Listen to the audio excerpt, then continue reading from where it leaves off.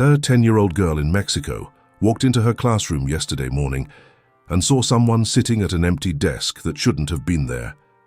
When she looked closer, she recognized his face from a prayer card her grandmother had given her. The boy in the hoodie smiled at her, pointed to her backpack, and vanished. Inside her backpack, she found something that would change everything about what happened next. What you're about to hear has not been reported to the Vatican yet. The family is still processing what happened, but the details are so specific, so verifiable, and so consistent with other recent apparitions of Carlo Acutis that this story demands attention. If you want to understand why this young saint is appearing to children around the world right now, don't skip a single second of this video. Hit subscribe immediately and turn on notifications, because reports of Carlo appearing to children are increasing dramatically in 2025, and we're documenting every credible account as they emerge. Something significant is happening in the supernatural realm, and children seem to be the primary witnesses. The child's name is Sophia. Her family has requested privacy, so we're not sharing her last name or exact location, but multiple witnesses have confirmed the core details of what happened. Sophia is a normal 10-year-old who likes soccer, struggles with math, and had never been particularly religious before this event. Her grandmother is devout, but Sophia's parents are what you'd call cultural Catholics. They show up for Christmas and Easter, but not much else. 3 weeks ago, Sophia's grandmother gave her a prayer card of Carlo Acutis. The grandmother had been praying to Carlo for Sophia, asking him to help protect her granddaughter at school, where bullying had become a serious problem. Sophia was being targeted by a group of older girls who made her life miserable every single day. The situation had gotten so bad that Sophia was having panic attacks before school and begging her parents to let her stay home. The grandmother didn't just give Sophia the prayer card, she taught her a simple prayer. "Carlo, you were young like me. You understand what it's like at school. Please help me." Sophia put the card in her backpack, but admits she rarely looked at it and only prayed that prayer a handful of times, mostly to make her grandmother happy. Last Tuesday morning changed everything. Sophia arrived at school early, before most students. She walked into her empty classroom to put her things away before heading to the cafeteria for breakfast. That's when she saw him. Sitting at a desk in the back corner of the room was a teenage boy in jeans and a hoodie, looking completely relaxed, smiling at her. Here's what Sophia told her parents, her teacher, and eventually a priest who interviewed her. The boy looked completely real. Not transparent or glowing or obviously supernatural. He looked like a regular teenager who happened to be sitting in her classroom. But something about him felt different in a way she struggles to put into words. She describes it as peaceful but also powerful, like when you stand near something really important. Sophia's first reaction was confusion, not fear. She asked, "Are you a new student?" The boy's smile got bigger, and he shook his head. Then he pointed at her backpack. Sophia looked down at her bag, then back up, and he was gone. Not fading away, not walking out, just instantly not there anymore. The desk where he'd been sitting was empty. Drop a comment right now, telling us if you've ever seen something you couldn't explain, especially involving saints or religious figures. These experiences happen far more often than people realize, but witnesses stay silent out of fear of being mocked.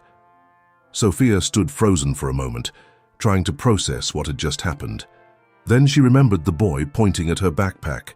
She opened it and pulled out the prayer card her grandmother had given her. The face on that card was the exact same face as the boy she'd just seen in her classroom. Carlo Acutis had appeared to her. But that's not where the miracle ends. That's actually where it begins.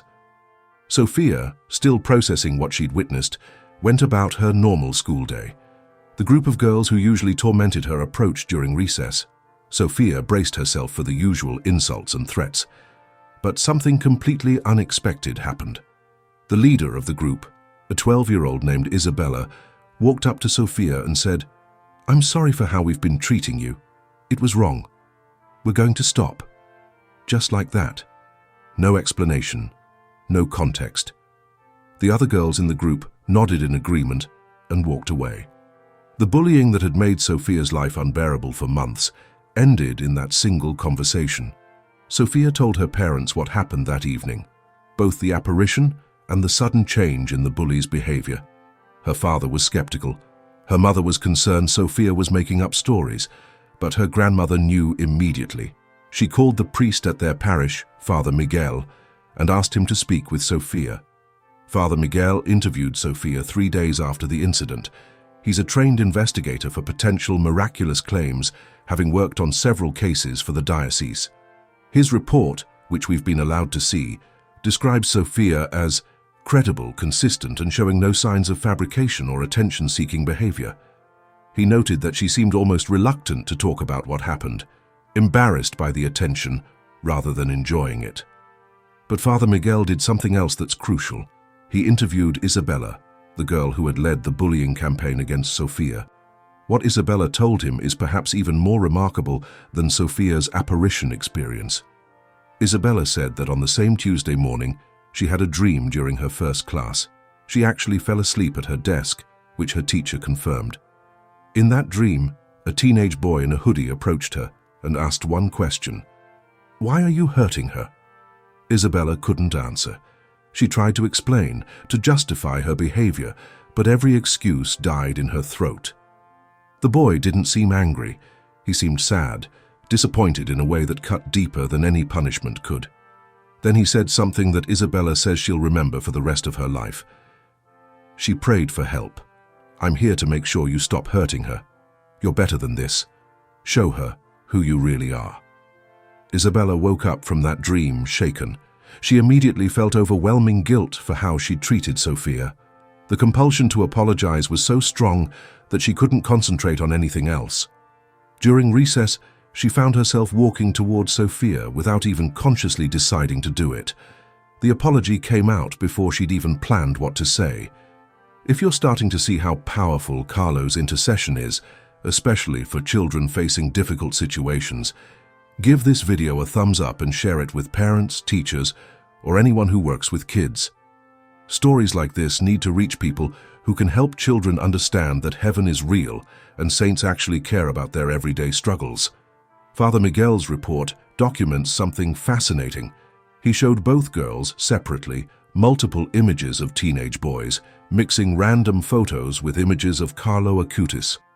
Both Sophia and Isabella, without hesitation, immediately identified the same image of Carlo as the boy they'd encountered.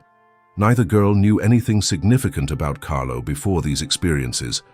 They couldn't have coordinated their stories because Isabella didn't know about Sophia's classroom apparition until Father Miguel told her during the interview.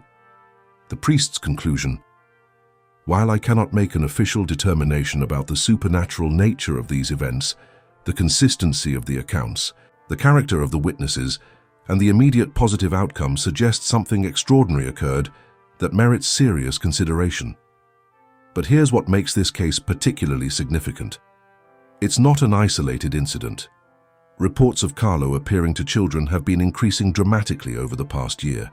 We've collected accounts from the Philippines, Poland, Brazil, the United States, Ireland, and now Mexico. The pattern is remarkably consistent. Carlo appears most often to children between ages 8 and 14 who are facing some kind of crisis: bullying, family problems, illness, fear, loneliness. He almost always appears looking like a normal teenager in casual clothes, particularly jeans and a hoodie, which was his signature style in life.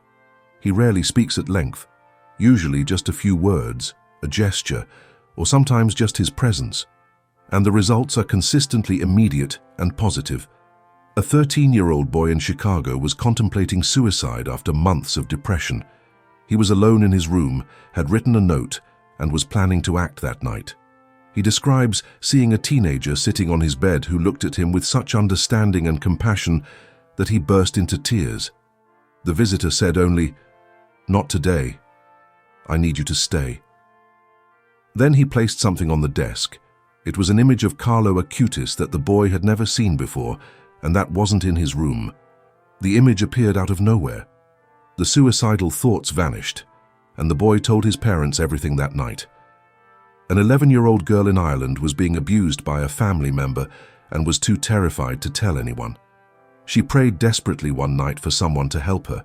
She fell asleep and dreamed of a teenage boy who told her, "Tell your teacher tomorrow. She'll believe you. I'll make sure she believes you." The next day, the girl found courage to tell her teacher, who took immediate action. The abuse was stopped, and the family member was arrested. The girl later saw Carlo's image and recognized him instantly as the boy from her dream. These aren't stories from centuries ago that we can dismiss as medieval superstition or embellished legends. These are happening right now, to children alive today in our modern world, and they're being documented by priests, parents, teachers, and counselors who have no reason to fabricate or exaggerate. What does this pattern tell us? That Carlo Acutis has a special mission in heaven specifically for children and teenagers.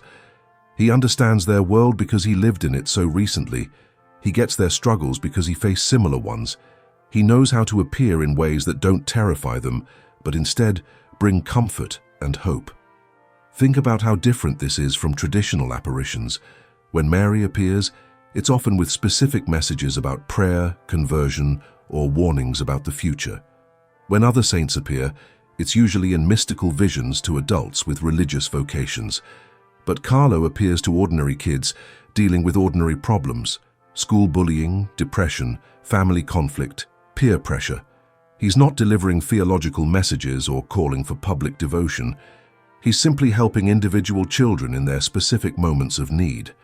That might be the most beautiful aspect of his intercession. Heaven cares about a 10-year-old being bullied at recess. God sends a saint to intervene in that situation. The supernatural realm takes seriously what adults often dismiss as just kid drama. Parents watching this video need to hear something important.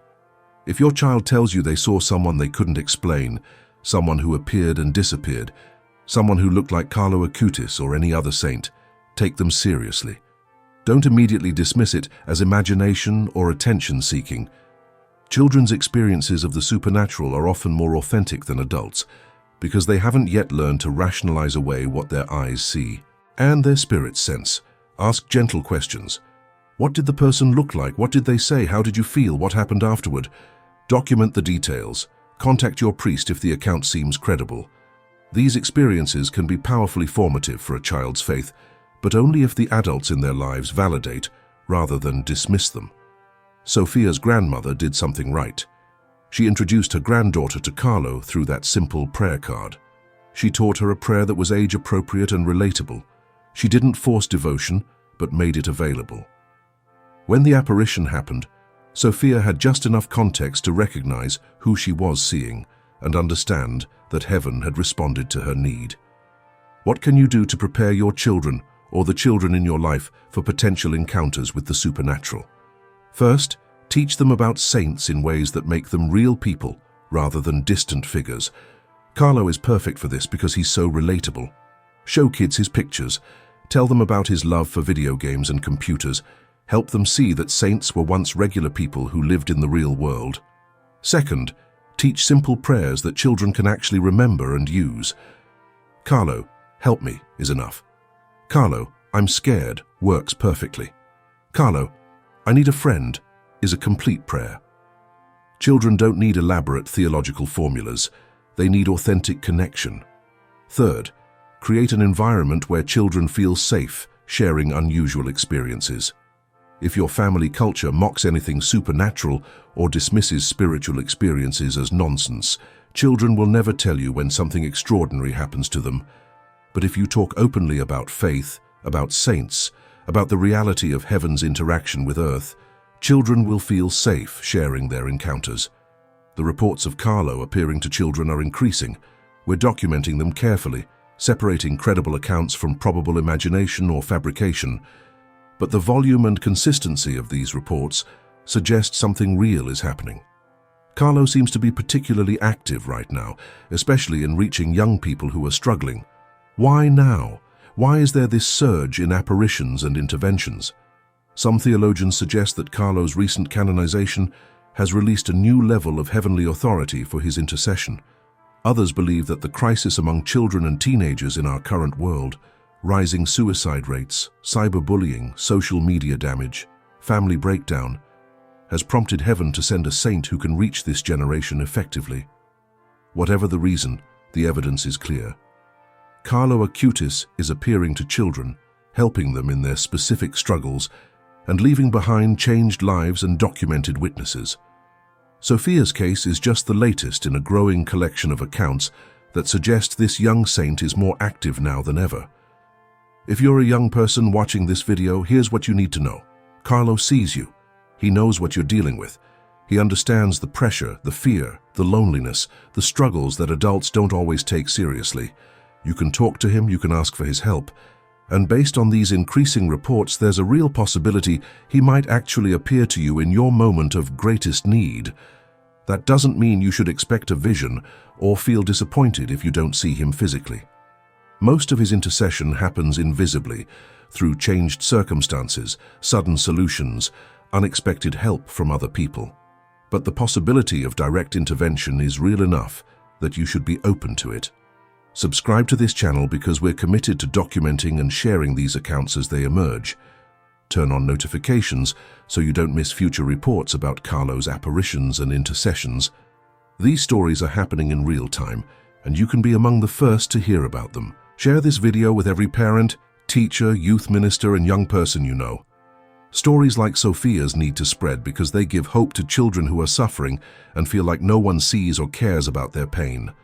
This video could reach a child who's about to give up, and knowing that a saint might actually appear to help them could be the thing that keeps them holding on. Comment below if you or your child has had any experience with Carlo Acutis, dreams, visions, answered prayers, or unexplained help in difficult situations. Your testimony could be the encouragement someone else desperately needs. Don't be afraid to share. This comment section can become a safe space for people to document what heaven is doing through this remarkable young saint.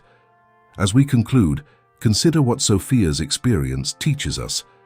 A 10-year-old girl facing daily torment prayed a simple prayer taught by her grandmother. Heaven responded by sending a saint who appeared in physical form, brought immediate relief to her situation, and even convicted her bully's heart in a dream. The entire crisis resolved within hours of Carlo's intervention. That's the kind of God we serve, one who cares about a child being bullied at school, one who sends saints to appear in classrooms and dreams, one who takes seriously the prayers of children and responds with miraculous intervention. Sophia's story isn't unique. It's part of a larger pattern of heaven actively engaging with the suffering of young people through Carlo's powerful intercession. Whether you're a child facing difficulties, a parent worried about your kids, or simply someone who wants to believe that heaven still breaks into our world in tangible ways, this story is for you. Carlo Acutis is active, accessible, and apparently more willing to reveal himself physically than almost any other modern saint. The boy in the hoodie is watching over children worldwide. He appears when they need him most. He intervenes in their crises. He changes their circumstances and their hearts. And he does it all while looking like someone they might see walking down their school hallway, approachable, relatable, and completely real. Saint Carlo Acutis, thank you for caring about children who are suffering. Thank you for appearing to those who need to see that heaven is real and that someone is paying attention to their pain. Continue to watch over young people everywhere. Protect them from harm. Give them courage in their struggles. And when they need it most, reveal yourself to them in whatever way will bring them closest to Jesus. Amen.